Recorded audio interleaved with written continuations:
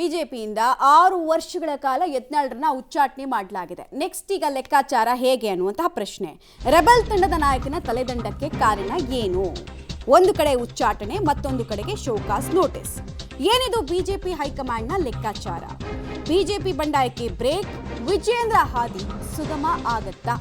ಮೇಲ್ನೋಟಕ್ಕೆ ವಿಜಯೇಂದ್ರ ಬಣದ ಮೇಲುಗೈ ಆಗಿದೆ. ಬಟ್ ಬಿಜೆಪಿ ಹೈಕಮಾಂಡ್ ಒಂದಷ್ಟು ಲೆಕ್ಕಾಚಾರ ಇರುತ್ತಲ್ಲ, ಏನದು ಲೆಕ್ಕಾಚಾರ? ವಿಜಯೇಂದ್ರಗೆ ಅಬ್ಸಲ್ಯೂಟ್ ಪವರ್ ಅನ್ನು ಕೊಟ್ಟು ಬಿಡ್ತಾರಾ? ಕುತೂಹಲ ಇದ್ದೇ ಇದೆ. ತಿಂಗಳ ಕಾಲ ಹೈಕಮಾಂಡ್ಗೆ ಮನಸ್ಸೇ ಇರಲಿಲ್ಲ. ಇದೇ ಕಾರಣಕ್ಕೆ ಬಿಜೆಪಿ ಪಾರ್ಟಿ ಅಂತ ಒಂದಿದೆಯಾ ರಾಜ್ಯದಲ್ಲಿ, ಆಮೇಲೆ ಕಾಮಿಡಿ ಪೀಸ್ ತರ ಆಗ್ಬಿಟ್ಟಿತ್ತು ಬಿಜೆಪಿ. ತಿಂಗಳ ಕಾಲ ಕಾದಂತಹ ಹೈಕಮಾಂಡ್ನಿಂದ ಅಚ್ಚರಿಯ ನಿರ್ಧಾರ. ನಾವೀಗಷ್ಟೇ ಅದನ್ನು ಹೇಳ್ತಾ ಇದ್ವಿ.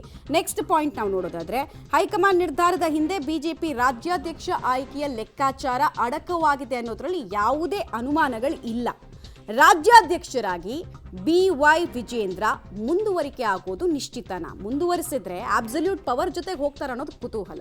ಇದೇ ಕಾರಣಕ್ಕೆ ಯತ್ನಾಳ್ ತಲೆದಂಡ, ಉಳಿದವರಿಗೆ ನೋಟಿಸ್ ಅನ್ನ ಕೊಡಲಾಯಿತಾ? ಸರ್ಜರಿ ಮಾಡುವಂತಹ ನಿರ್ಣಯವನ್ನ ನಾವು ಕೈಗೊಳ್ತಾ ಇದ್ದೀವಿ. ಹೈಕಮಾಂಡ್ ಹೊಸ ಆದೇಶದ ಬಳಿಕ ಯಾರೂ ಧ್ವನಿ ಎತ್ತದಂತೆ ನೋಡಿಕೊಳ್ಳುವಂತಹ ತಂತ್ರಗಾರಿಕೆಯ ಭಾಗ ಆಗಿತ್ತಾ ಈ ಹೆಜ್ಜೆ ಅನ್ನೋದು ಕುತೂಹಲ. ಇದು ಬಹಳ ಮುಖ್ಯ ಅನ್ನುವಂಥ ಒಂದು ಕಾಲಘಟ್ಟಕ್ಕೆ ಬಂದಿದ್ದರಿಂದ ಈಗ ಕ್ರಮ ತೆಗೆದುಕೊಂಡಿದ್ದಾರೆ. ಕೆಲವರು ನೋಟಿಸ್ ಕೊಟ್ಟಿದ್ದಾರೆ, ಕೆಲವ್ರ ಮೇಲೆ ಕ್ರಮ ತೆಗೆದುಕೊಂಡಿದ್ದಾರೆ. ಹಿಂದೆ ಏನೆಲ್ಲ ಇದೆ ಅನ್ನೋದನ್ನು ನಾನು ವರಿಷ್ಠರನ್ನ ಯಾರನ್ನೂ ಭೇಟಿಯಾಗಿ ಮಾತಾಡಿ ತಿಳ್ಕೊಳ್ತೇನೆ. ಆದಷ್ಟು ಎಲ್ಲರನ್ನೂ ಒಂದುಗೂಡಿಸಿ ತೆಗೆದುಕೊಂಡು ಹೋಗುವಂಥದ್ದು ಒಂದು ಅನಿವಾರ್ಯತೆ ಇದೆ, ಅವಶ್ಯಕತೆ ಇದೆ. ಅದಕ್ಕೆ ನಾವು ಎಲ್ಲರೂ ಸೇರಿ ಮಹತ್ವ ಕೊಡಬೇಕು. ಹೈಕಮಾಂಡ್ ನಿರ್ಣಯ ತಗೊಳ್ತದೆ, ನಾವೆಲ್ಲರೂ ಒಪ್ಕೋಬೇಕಾಗತ್ತೆ ಅಂತ. ಅದನ್ನು ನಾವೆಲ್ಲರೂ ಪಾಲಿಸಿ ಬರುವಂಥ ದಿನಗಳಲ್ಲಿ ಇನ್ನೂ ಯಾವುದೇ ರೀತಿಯ ಪಕ್ಷಕ್ಕೆ ನಷ್ಟ ಆಗದ ರೀತಿಯಲ್ಲಿ ನಾವು ಒಗ್ಗಟ್ಟಿನಿಂದ ಕೆಲಸ ಮಾಡುವಂಥದ್ದು ಅವಶ್ಯಕತೆ ಇದೆ. ರೈಟ್, ಡೀಟೇಲ್ಸ್ ಕೊಡ್ತಾರೆ. ನೇರ ಸಂಪರ್ಕದಲ್ಲಿ ಜಾಯಿನ್ ಆಗ್ತಾ ಇದ್ದಾರೆ ಶಬೀರ್.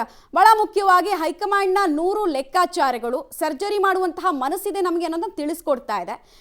ಉಳಿದಂತೆ ಏನೇನು ಮಾಹಿತಿ ಇದೆ? ಇನ್ನು ಯಾವ್ಯಾವ ರೀತಿಯಾಗಿ ಸರ್ಜರಿ ಮಾಡ್ತಾರೆ? ವಿಜೇಂದ್ರಗೆ ಅಬ್ಸಲ್ಯೂಟ್ ಪವರ್ ಕೊಡ್ತಾರಾ ಹಾಗಾದ್ರೆ? ಮಮತಾ, ಸಾಧ್ಯತೆಗಳು ಬಹಳ ದಟ್ಟವಾಗಿ ಕಾಣಿಸ್ತಾ ಇದೆ. ಅದಕ್ಕೆ ಪೂರ್ವಭಾವಿಯಾಗಿ ಈ ಒಂದು ಮೈನರ್ ಸರ್ಜರಿ ಆಗಿದೆ ಅನ್ನುವಂತಹ ಮಾತುಗಳು ಕೂಡ ಈಗ ದೆಹಲಿ ವಲಯದಲ್ಲಿ ಕೇಳಿ ಬರ್ತಾ ಇರುವಂತದ್ದು. ನೋಡಿ, ಒಂದು ಇಲ್ಲಿ ಅಂಶ ಬಹಳಷ್ಟು ಚರ್ಚೆಗೆ ಬರ್ತಾ ಇರುವಂತದ್ದು ಏನು ಅಂದ್ರೆ, ಬಿಜೆಪಿಯ ರಾಷ್ಟ್ರೀಯ ಅಧ್ಯಕ್ಷರ ಬದಲಾವಣೆ. ಬಿಜೆಪಿಯ ರಾಷ್ಟ್ರೀಯ ಅಧ್ಯಕ್ಷರ ಬದಲಾವಣೆಗೂ ಮುನ್ನ ರಾಜ್ಯಾಧ್ಯಕ್ಷರ ಬದಲಾವಣೆ ಮಾಡಬೇಕಾಗತ್ತೆ. ಬಿಜೆಪಿ ಸಂವಿಧಾನದ ಪ್ರಕಾರ 50% ಬಿಜೆಪಿ ರಾಜ್ಯಾಧ್ಯಕ್ಷರ ಬದಲಾವಣೆ ಆದ ಬಳಿಕ ರಾಷ್ಟ್ರೀಯ ಅಧ್ಯಕ್ಷರ ಬದಲಾವಣೆ ಮಾಡಲಿಕ್ಕೆ ಸಾಧ್ಯ ಆಗುತ್ತೆ. ಸೊ ಈಗ ರಾಷ್ಟ್ರೀಯ ಅಧ್ಯಕ್ಷರ ಬದಲಾವಣೆ ಆಗೋಕ್ಕಿಂತ ಮುಂಚೆ ರಾಜ್ಯಾಧ್ಯಕ್ಷರ ಬದಲಾವಣೆಗಳು ಏನಾಗಬೇಕಾಗಿತ್ತು, ಆಲ್ಮೋಸ್ಟ್ ಒಂದು 50% ಅದಾಗೋಗಿದೆ. ಈಗ ರಾಷ್ಟ್ರೀಯ ಅಧ್ಯಕ್ಷರ ಆಯ್ಕೆ ಆದ ಬಳಿಕ ರಾಜ್ಯಾಧ್ಯಕ್ಷರ ಬದಲಾವಣೆ ಉಳಿದಿದ್ದಾವೆ, ಅವುಗಳನ್ನ ಮಾಡುವಂತ ಸಾಧ್ಯತೆಗಳು ಇದಾವೆ. ಸೊ ಹೀಗಾಗಿ ಇದರ ಭಾಗವಾಗಿ ಹೈಕಮಾಂಡೇ ಕರ್ನಾಟಕದಲ್ಲಿ ರಾಜ್ಯಾಧ್ಯಕ್ಷರನ್ನ ನೇರವಾಗಿ ಘೋಷಣೆ ಮಾಡುವಂತ ಸಾಧ್ಯತೆಗಳಿದಾವೆ. ಯಾವುದೇ ಚುನಾವಣೆಗಳು ನಡೆಯಲ್ಲ ಅನ್ನುವಂತ ಮಾತುಗಳು ಕೂಡ ಕೇಳಿ ಬರ್ತಾ ಇರುವಂತದ್ದು.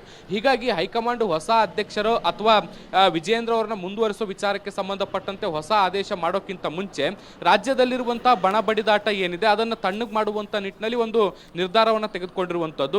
ಈಗೇನು 2-3 ಬಣಗಳಾಗಿದ್ದಾವೆ, ಎಲ್ಲಾ ಬಣಗಳನ್ನು ಕೂಡ ಶಾಂತಗೊಳಿಸುವಂತ ಕೆಲಸವನ್ನ ಮಾಡ್ತಾ ಇರುವಂತದ್ದು.